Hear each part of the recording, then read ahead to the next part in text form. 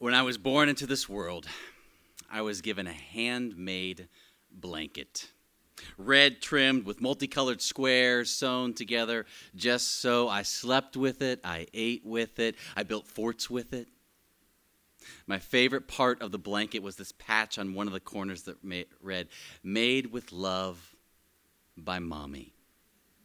My mom had sewn it for me while she was pregnant with me and given it to me when I was born because that's how my mom loved people. She made things for them. She sewed them. Drapes, bags, clothes, blankets. And when that blanket was around me, I felt the full warmth of mommy love. And I knew that warmth throughout our years in relationship. It's just that as the years went by, there were certain threads of our relationship that started to loosen, created some space, some distance, and I worried about tugging on those threads because I worried I might make it worse. Like the thread that would loosen just a little every time she would come up to me in my childhood years, and she would do this from time to time and ask, why was it that I loved Dad more than her? And I got very quiet and uncomfortable before that question, in part because I knew I did more naturally relate to my dad and his love of sports than I did with Mom and her love of sewing, and I didn't even quite know why that was. And that question morphed in the adult years to why does it seem you spend more time with your dad than me? And I had the same sort of uncomfortable, uncertain, silent response. I worried about tugging at this thread because I didn't want to make something that felt like it was loosening get worse. Or the significant threads of my parents' marriage that tore completely in my high school years and tore something very tender within me. I blamed Mom more than Dad for the divorce because she had someone in her life fairly soon after it. And I wanted to yell, I wanted to grieve. Mainly, I wanted to sew the marriage back together. But then I saw how quickly Mom's financial situation and stress were so very trying. And so I let the threads lie unresolved. Or from my mom's perspective, I know she would have loved nothing more than for her eldest child to learn how to do the thing she loved. And she tried to teach me as a child on a few occasions how to sew, all the way up to my spring of my senior year of high school, where she put together a college sewing kit as a graduation gift for me and one for a dozen of my best friends. Every one of us had our name on it in big, bright, bubbly letters in Mom's perfect handwriting. Inside were buttons and needles and multicolored threads of all sorts. It was so wonderfully, perfectly, colorfully my mom.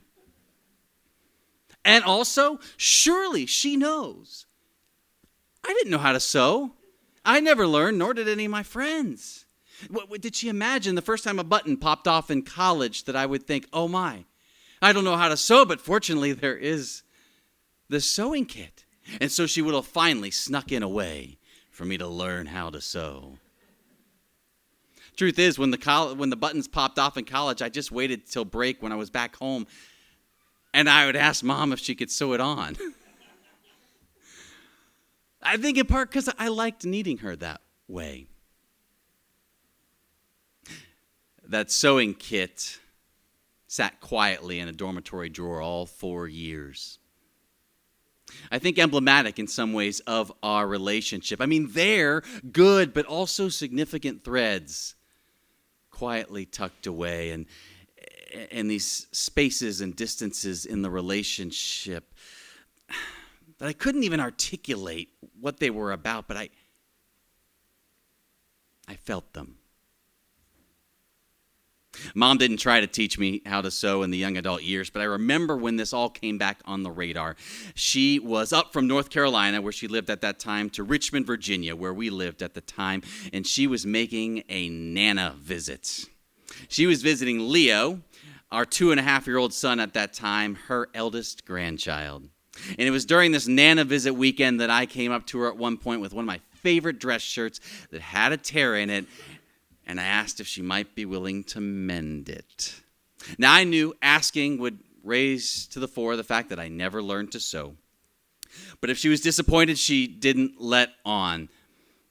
She did let me know, however, that this particular rip was really not going to sew back together very well. What I can do instead, she said, is take the good fabric of the shirt and make a dress shirt for Leo.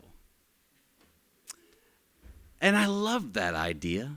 I love the idea of my son wearing one of my favorite dress shirts. I love the idea of that being a gift from my mom. In fact, that moment confirmed for me something that had been growing since Leo was born. This sense that somehow Leo's presence was bringing my mom and I closer. Not that he was picking up the unresolved threads and figuring those out, but like he himself was his own beautiful, singular, powerful thread, sewing something together between me and my mom that was new and I didn't know was possible. It felt really good. Mom took that shirt back home and promised to get working on Leo's shirt right away.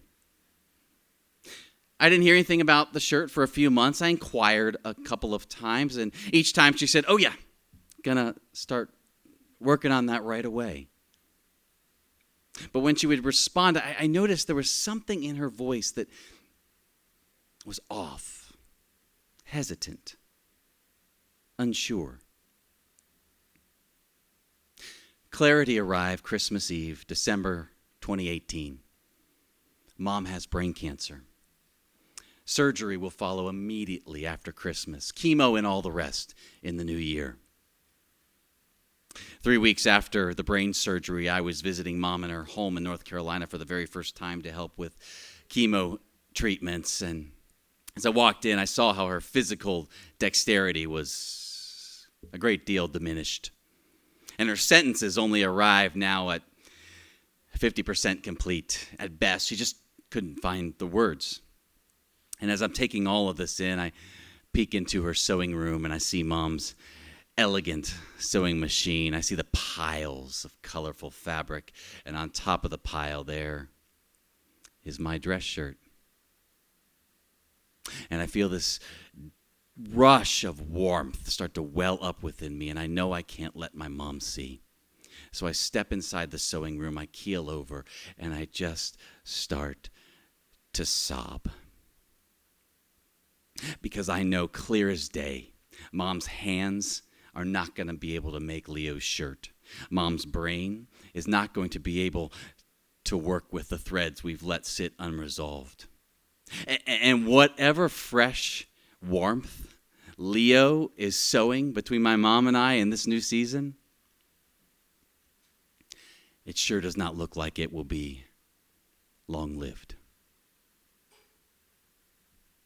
A few months after Mom died in November of that year, I was giving a sermon at the church where I used to work, and after the service, a woman came up to me. She's heard me preach a number of times, and she said, with gratitude, "Bobby, I don't know how to put this, but your sermons,